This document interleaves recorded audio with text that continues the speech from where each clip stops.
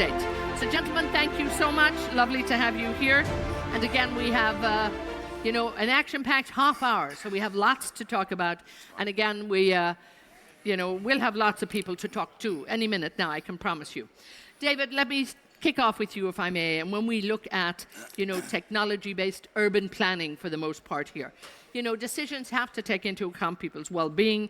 And again, if you were to look at what's the most important in urban planning and development and that, and just you'll tell us throughout the course of the conversation what you're doing in Saudi Arabia with ROSHN as well. Okay. But what's essential? What is so important? Tell me.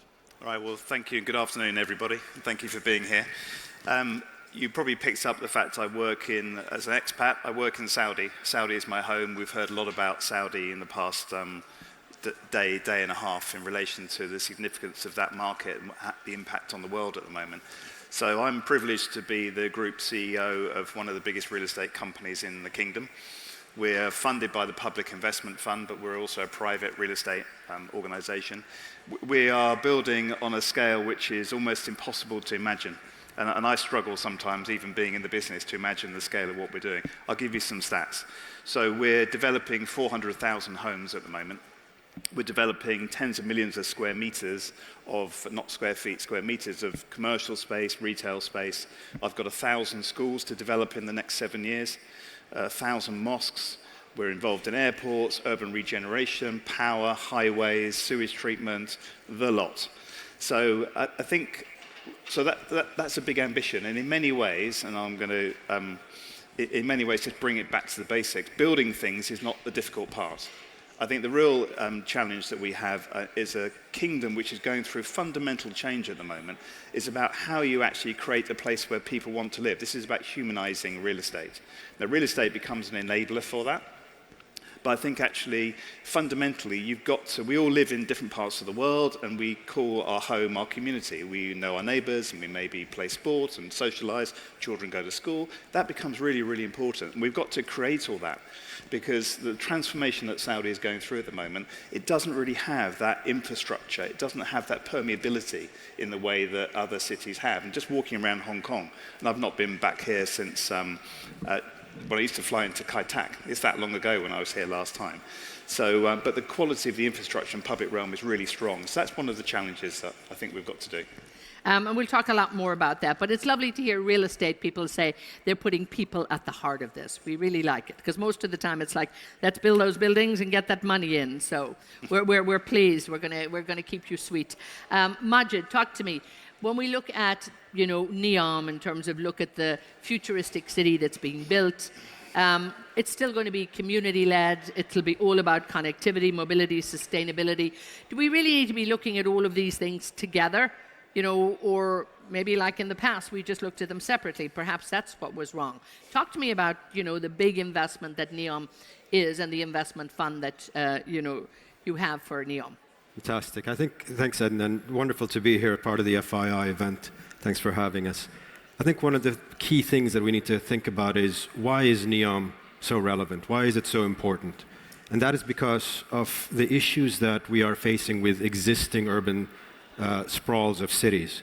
There's huge congestion, huge traffic that discourages people from coming into work even, and we see that already. And to sort and try to solve these problems, the best thing to do is really to think, what would we have done differently if we had a blank canvas? Right. And that comes into integrating transportation as part of the urban development and part of public transportation. And so the Neom Investment Fund is essentially the investment arm of Neom. And we were launched recently. In fact, we were launched at FII in Riyadh on October 24th, is when we announced the Neom Investment Fund. And what it does is it invests into technologies that have strategic importance into any of the 10 or 14 socio-economic sectors of Neom. We also look to bring partnerships together in joint ventures. We're also looking at infrastructure plays. But all of these together, as they come in, are part of what the NIF does in terms of bringing in partners, collaborators, and our discussion today, I think, is really about the urban development and how we do that. Exactly, and again, Neom is a city that's working now, but again, working for the future, which I think is so exciting. Thierry, when we look at the growth of cities, clearly it needs innovation, that will help really transform societies and people who live there, because that's really what it's about. But again, transport and mobility services, where, the work that you're doing in Thales, and that connectivity, so important. How do you build it for ease, efficiency, and actually practicality? Yes, so thank you first for welcoming Thales here. I would say, of course, mobility is a huge stake for the cities, and particularly in Asia. And to move to green mobility is absolutely a must. So whether it is a new energy vehicle, but also autonomous vehicles, and autonomy are definitely a good way to move to a greener transportation. When we are looking at whether it's a new energy electric vehicle or autonomous vehicle, we are dealing with connectivity, we are dealing with data exchange, whether this data coming from the traffic, the weather, whichever events, or the position itself. Many data have to be collected and processed inside the vehicles. And then, of course, come the famous artificial intelligence we've been talking about since the beginning of this day. But artificial intelligence, when we are dealing with traffic, is somehow dealing with a high safety critical topic. And this is where Thales, we have been working on now for a few years, as Thales is a very known player in the aviation field, and so we used to work in a very highly regulated environment in terms of safety. And how can we cope artificial intelligence with safety? We have developed a very absolutely true approach, which is true meaning understandable approach and transparent approach for artificial intelligence, which means that you cannot, I just give an example, and when you are working with your smartphone and an app which is simply estimating the number of feet you have done in the day and giving you some advice, if this artificial intelligence goes wrong, it's not a big concern. Now, if you are on board an aircraft, and if artificial intelligence say that you need to go 30 degrees right, and actually it was the reverse that should have been done, then it becomes very critical. So the true AI that we are developing has to be explainable and has to be certifiable. And this is really where we want to go. By the way, it's already implemented in some of our products, not only on board aircraft, not only on board, we have solutions that we are proposing also on eVTOLs, but also on ground to operate the flights. And here I mentioned a new concept of a systemic approach between what's going on in the onboard and in the flight management system, and what's going on in the air traffic management, which is managed from the ground. So air to ground and ground to air, we can also implement artificial intelligence inside, so as to really optimize the trajectories and give here again some very positive effect in terms of carbon reduction. Yeah. And all of that has to be seamless, it has to be making sure everybody is connected. Let me just bring Bing in first, and we'll go into detail on some of these. Society is changing a lot, and our demands are changing, I think. And in a way, I think we've just chugged along for the last couple of years, centuries perhaps. But, is urban planning, is it adopting and adapting fast enough to keep up with what we really need? Some examples, yes, but globally, what do you think? I think clearly not enough. I think for new urban planning, we need to think about energy transition. We need to think about smart mobility. We need to think about sustainability. I think Neom's doing a great job trying to bring all these visions into reality. I think when we talk about energy transition, we can no longer rely on fossil fuel for the big cities. We need to think about from power generation to transmission to storage to application. I think these need to be based on alternative energy, especially solar. On smart mobility, I think we should reduce private car ownership, we should have future cities run on public transportation, running on autonomous vehicles, and on shared platforms. Of course, all these vehicles should be all electric. And sometimes they will fly as well. And thirdly, on sustainability, I think we need to talk about both sustainability in terms of environment as well as in terms of social inclusion. So I think future cities should be a place that is green and is sustainable from an environment point of view, and also is a place where people from all different backgrounds or social status can be all included. So not just for the rich and the haves. I think for people from working classes, they should be able to afford decent housing, decent healthcare, and decent education. Majid, come in on this just on the mobility, I suppose the integration of different types of transportation, and again with the focus on sustainability, and even maybe not flying cars, but flying vehicles, let's say. Well, in fact, we have invested yes, we've invested into Volocopter, which is a eVTOL company out of Germany. Part of that relationship isn't just the investment, but also setting up a joint venture in Neom for setting up a public transportation system. Now, we've made a number of other investments. In China, we've made an investment into Pony AI, which is autonomous vehicles. We've done investments into a company called Boom, which is trying to bring back the Concorde, if you will. Zero Avia is working on the engine for aircraft to try to use green hydrogen. Regent is another investment, which is an electric sea glider. So all of these investments, and since our launch, is quite a number of activities that we've done. But the idea is to integrate all of these opportunities of multimodal mobilities into one seamless experience that is sustainable, that is integrated, that can accurately bring a person from one part of Neom into the other. We have 463 kilometers of coastlines, an archipelago of different islands. And the idea is really to bring that multimodal mobility experience to people that can take them in the future way with one super app. Wow. that can be as easy as what we do today. It is, and keeping that connectivity there. And I think, again, building that great choice into it. David, talk to me just a little bit. Bing mentioned there, kind of putting the human element in. So the building part is probably the easy part. Then you've got to bring humans into all of this and build communities. That's where it gets a little bit difficult. So there's a lot of issues sometimes around that, and even with the FII priority report, when we looked at that, we come down, people are concerned about health, they're concerned about isolation. There's a lot of interesting areas that you also take into account when you're doing your planning. Even if we get a little bit lonely, maybe. Yeah, look, I mentioned it earlier, what is a community? It's where people want to be, and Hong Kong's gone through the downside in terms of COVID, certainly in terms of how humans can become incredibly insular. So I think we've got some really interesting dynamics, and what Majid's doing in Neom and what I'm doing in ROSHN actually put Saudi in the forefront of actually looking around the world, I think, and taking lessons in from other cities, other journeys that people have gone through, and said, okay, fresh start in many ways. What can we do here to actually make this unique and actually an incredibly attractive place to live? So you've got to find the balance of the ability to get to work easily. Traffic can be a problem if your infrastructure isn't great. So you've got to think about that. You've got to think about where kids go to school, how they integrate in sport.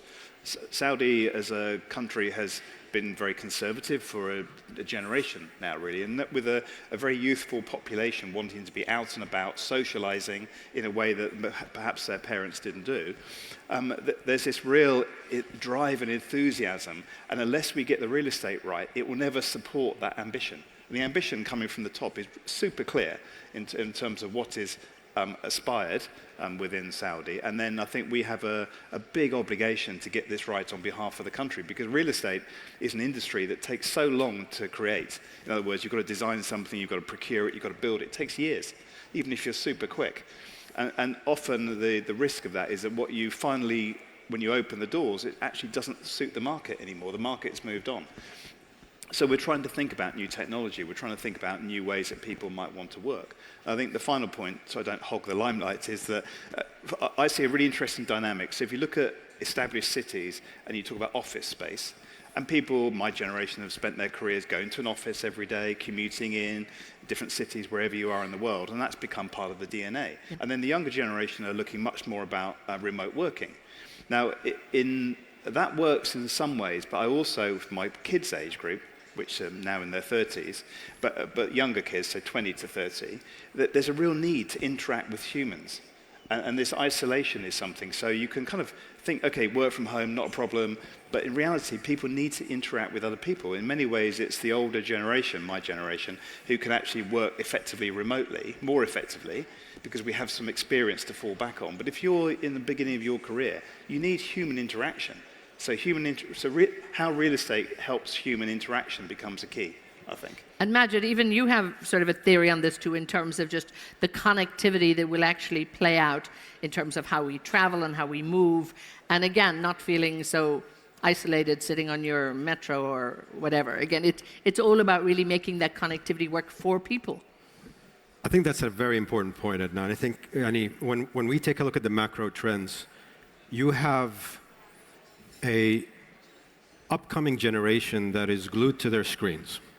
And so what that does, it reduces the human interaction. It's almost a different type of isolation. It's a different type of isolation. I mean, there's socially interaction on the screens, but that doesn't really satisfy the human needs in some ways. At the same time, they're also looking to reduce their level of ownership. Nobody wants to own cars anymore as they used to. And we're actually trying to encourage public transportation. So when we put all that together, we see today people in the tube, in the underground, on the subways, and nobody wants to interact with anybody. Everybody's glued to their phones. But how can we make transportation actually a place where people are connecting together?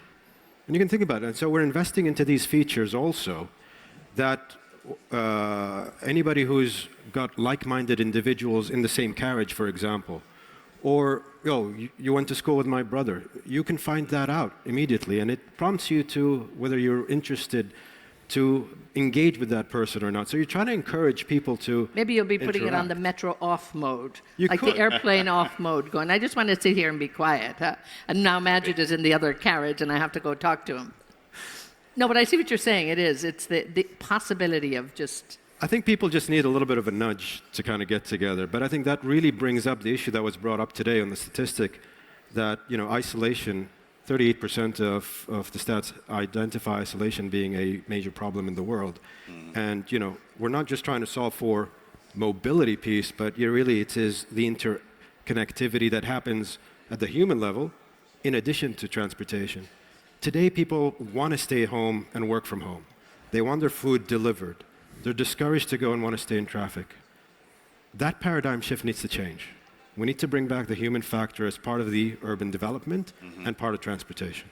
And I think that's really good that you see that at the very forefront of what you're doing. Thierry, when we look at the digital tools that are out there really to enhance connectivity, secured connectivity is essential. This is all fine, but if I don't want to talk to Majid in my metro, I'm sure I would. I'd be like, have to go. But please, it has to be safe. You talk about, safety and security. And again, how important is that? And who guarantees that safety of all of this connectivity?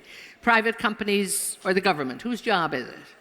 Well, I think first maybe I would like to emphasize the importance of this cybersecurity and the number of connections that have been mentioned all along the day, the number of data we're exchanging. I think it's important that people really can trust what they are doing every day and seamlessly, of course, because if they want to enjoy all the services that are proposed by the digital transformation, at the opposite, we could consider that all these services increase the vulnerability of the population against any kind of threats or cyber threats. So really, the importance, and for us and for Thales, since the beginning of the digital transformation is really to invest in cyber protection of any data, transactions, networks, servers, but also to anticipate, to detect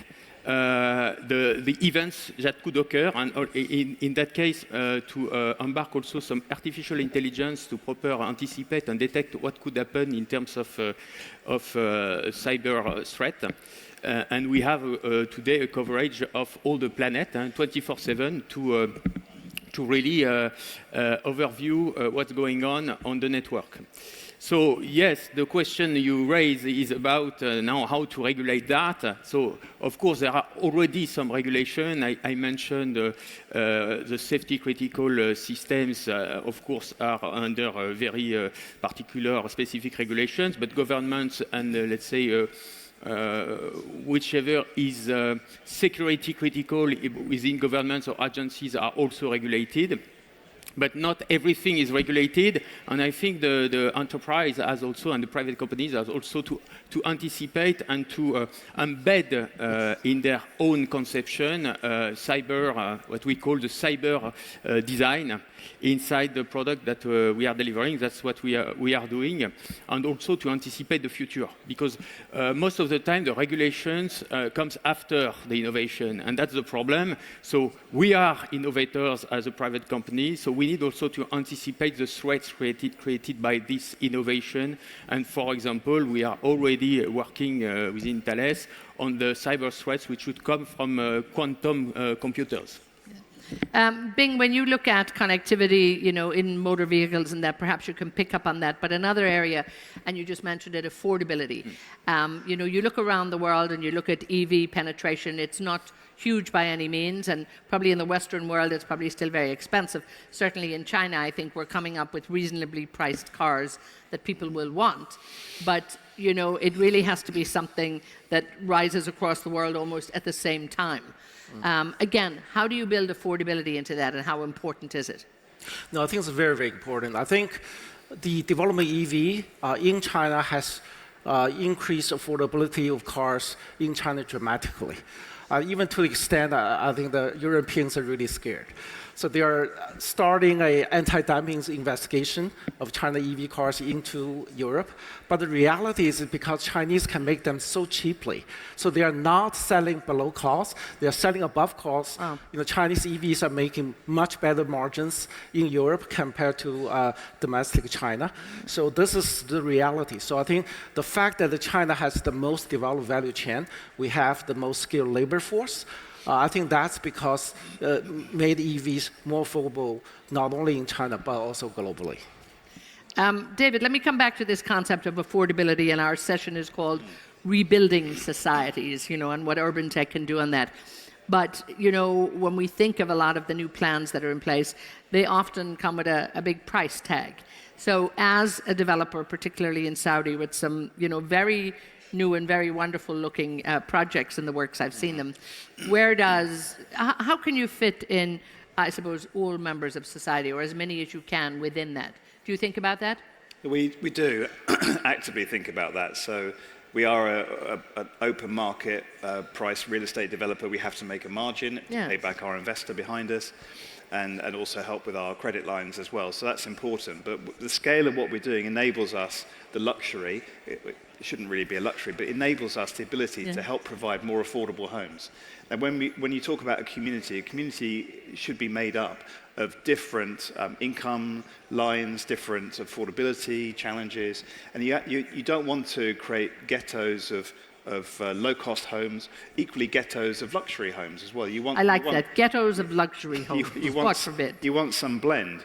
And I think it's really important that what we're trying to do is create high-quality public realm, first and foremost, because public realm creates the space, creates the environment you want to be in. And whether you're in a small apartment or a big villa, why shouldn't you have the benefit of the same high-quality public realm?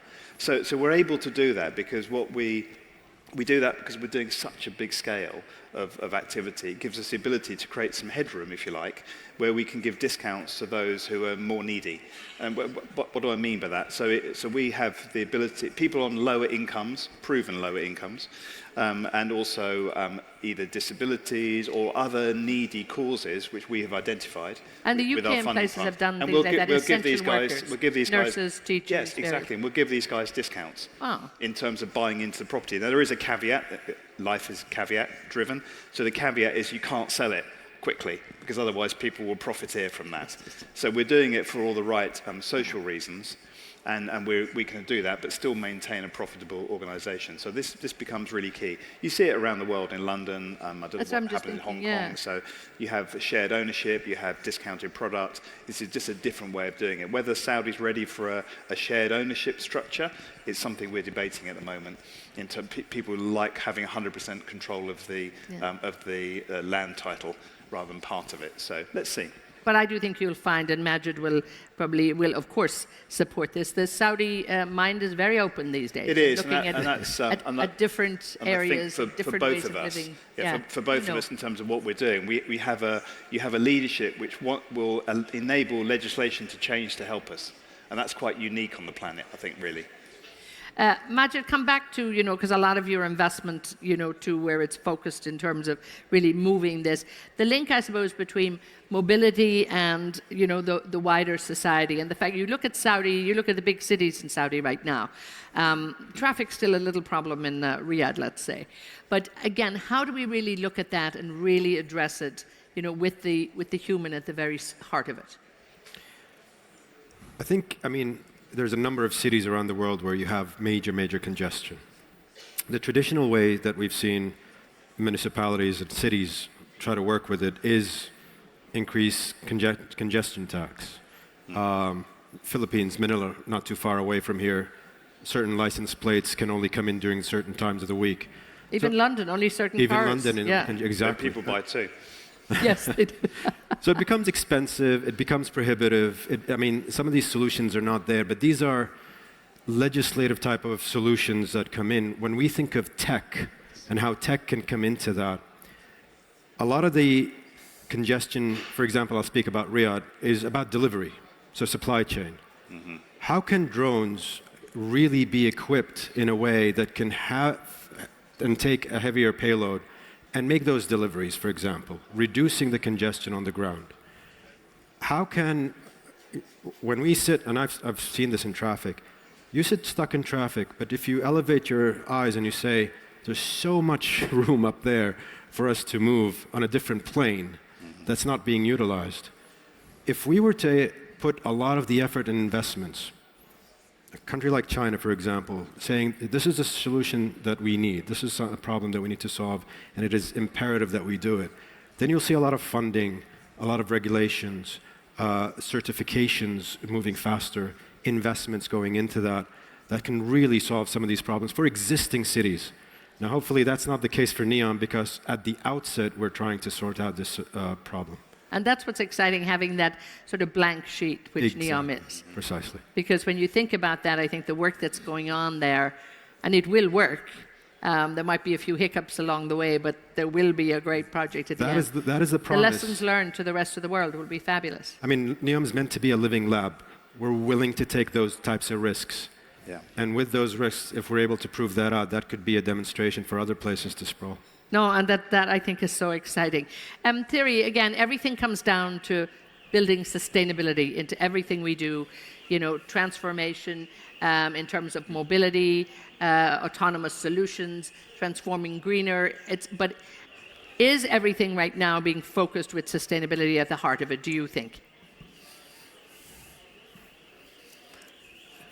Or should it be? What's at the heart of everything you're doing? It should be, yeah. It should be, for sure, yes. Maybe not everywhere. I think there is still a lot to do in that area, for sure. And so, as Thales, we are dealing on mainly the topic I mentioned, make sure that the human remains at the center of this stake, and that safety and security are properly addressed, so that we can really build up a future which is sustainable. But to be sustainable, it means that we can trust into the solutions that we are implementing. Bing, let's come back to the community discussion too, and of course mobility based into that. Rocket's a private equity firm really investing in EVs and that too.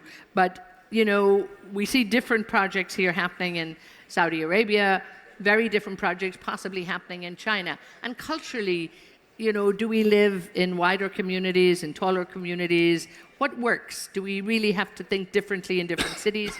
in different countries and bring it all together?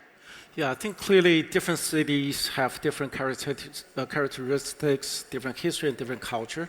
So we need to think differently. I think in China, in Hong Kong, the population here is very large. Space are quite limited. So we're used to live in big compounds with high rises.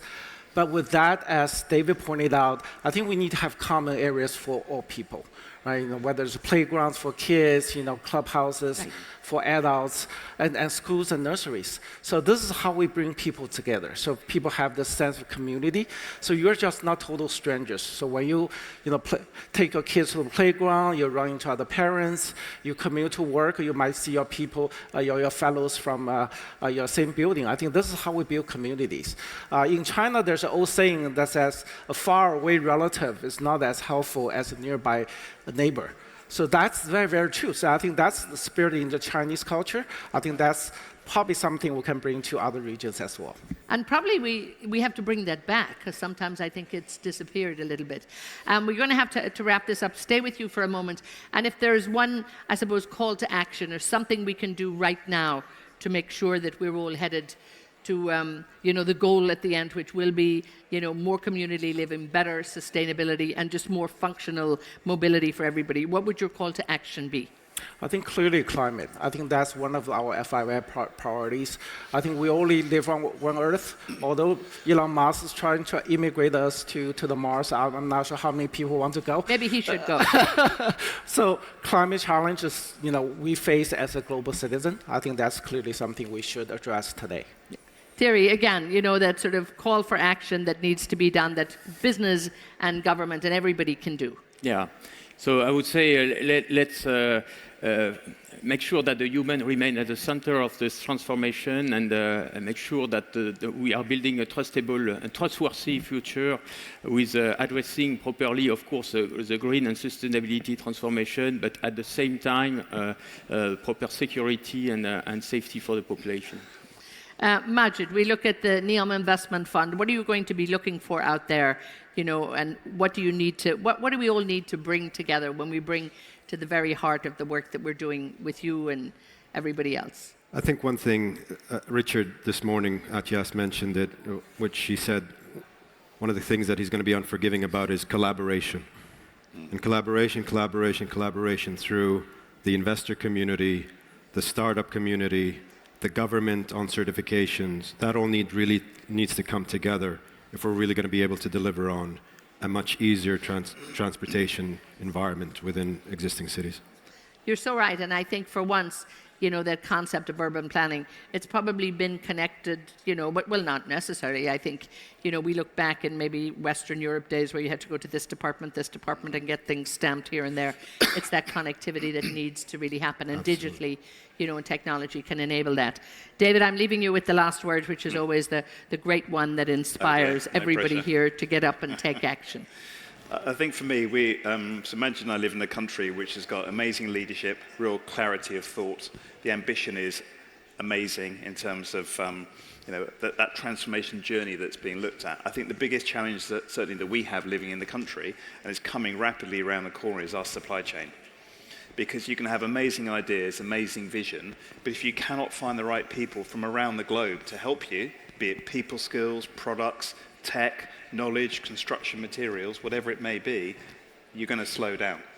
And I think that's the biggest fear we have in the country. So we're working, we as a business, for example, actively invest in the supply chain. So therefore, we're helping create products, doing joint ventures. The partnerships, the collaboration becomes really important, because we can have great ideas sitting in our office about how to deliver projects, but you need someone who's going to physically manufacture something for you. So doing that, we're collaborating with Chinese companies. We've just placed a big construction order with a major Chinese construction partner, $2 billion, US dollars, not Hong Kong dollars. That's a massive contract. And we're looking to bring in expertise and skills into the country to help Saudi achieve their vision. And while we were talking about what we're all going to do for people and put them at the center of this, we didn't really talk about the people who are going to carry all this out. But we know we're in the right hands when we have all of you doing what you do well. So keep up the good work. So again, Bing, Thierry, Majid, and David, thank you all so much. And thank you for putting it in perspective for us. Please.